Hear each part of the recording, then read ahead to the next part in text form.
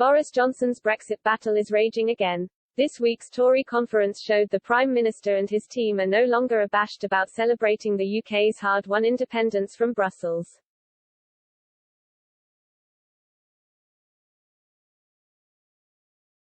This government got Brexit done, he told the party faithful gathered in Manchester during his upbeat speech on Wednesday. We are going to use our Brexit freedoms to do things differently.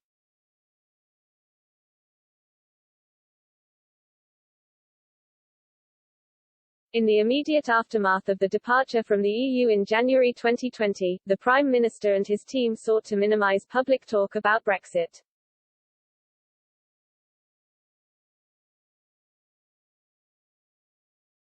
They wanted to focus on the effort to heal the divisions left by the 2016 EU referendum and rancorous parliamentary stalemate that followed.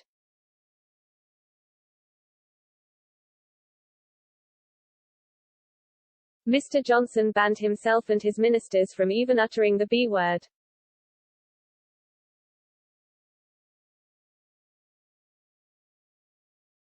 A growing offensive in recent weeks to discredit the break from Brussels has changed all that.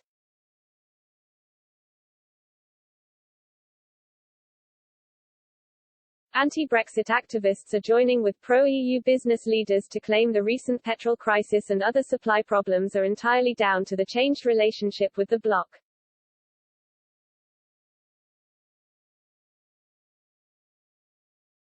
Cabinet ministers sense an urgent need to defend the gains of the Brexit revolution. We can never give up campaigning, one senior cabinet figure told me.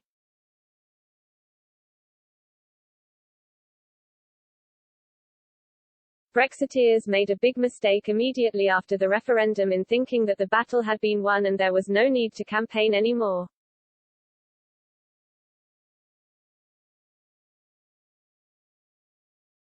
We let the Remainers back into the game and it took time for us to get going again.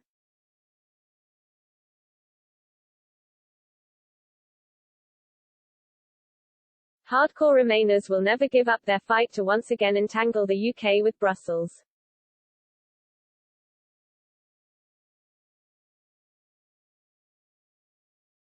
Noisy protests led by the top-hatted Stop Brexit zealot Steve Bray were held outside both the Labour and Tory conferences.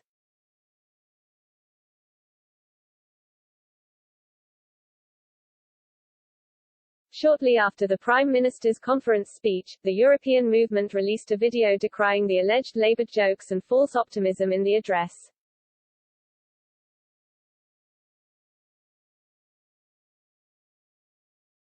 Lord Adonis, chairman of the pro-Brussels pressure group, told viewers, he flies in the face of reality, the reality of closed petrol stations, empty supermarket shelves and a growing national crisis.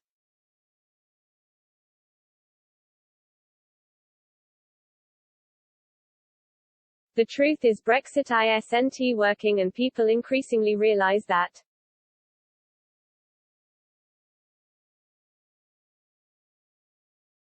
The Labour peer issued a rallying cry for the group's push for getting us back in a much closer relationship on those European markets and European institutions on which our success depends.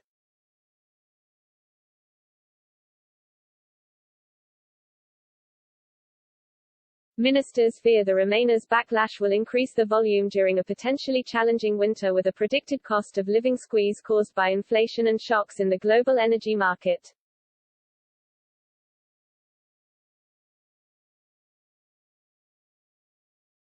The anti-Brexit attacks are being fueled by federalists within the EU bureaucracy hoping to undermine the success of the UK's escape.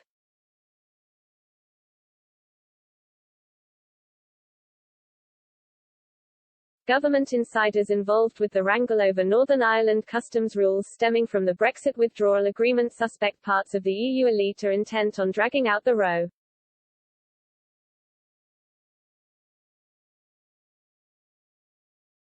There are elements in Brussels determined to make life as difficult as possible for us. Whether they finally get the message and cool off remains to be seen, said one source close to the negotiations.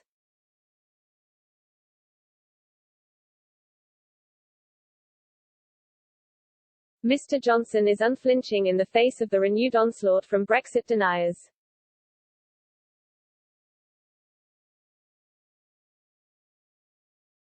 He tells friends of his exasperation with business leaders whose immediate reaction to workforce recruitment problems is to urge him to return to importing cheap labor from Europe.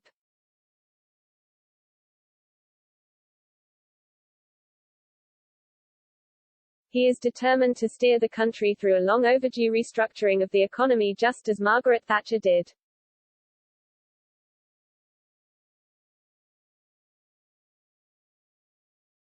Hardline Remainers hoping for victory in the renewed Brexit battle do not appear to have taken his iron will into consideration.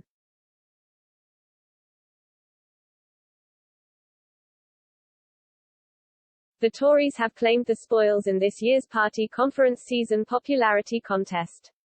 Each year, opinion polls tend to lurch one way and then the other.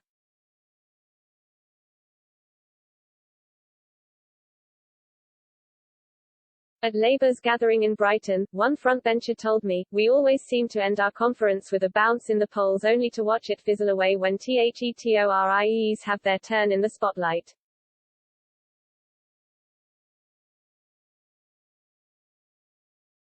A survey by the opinion research firm Redfield and Wilton Strategies yesterday gave the Tories a 3-point lead over Labour with a 40% share of support of voters quizzed.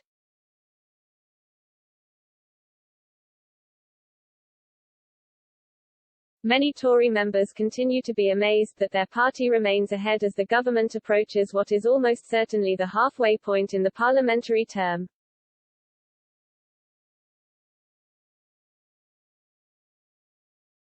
Senior ministers increasingly suspect that the political cycle beloved BYWESTMINSTER pundits no longer functions.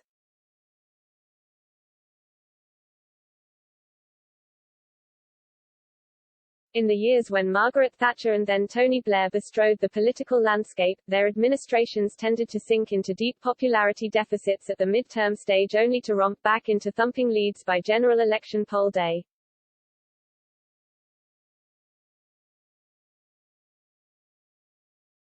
Even double-election flop Neil Kinnock managed to rack up a double-digit opinion poll lead against Mrs. Thatcher at one stage.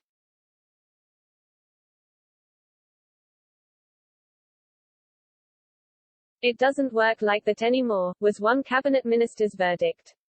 "Brexit has changed everything."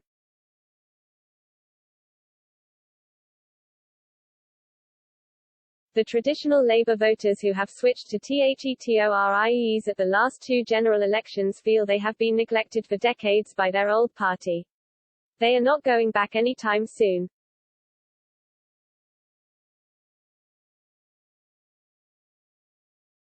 Throughout his political career, Boris Johnson has demonstrated a knack of defying the laws of political gravity.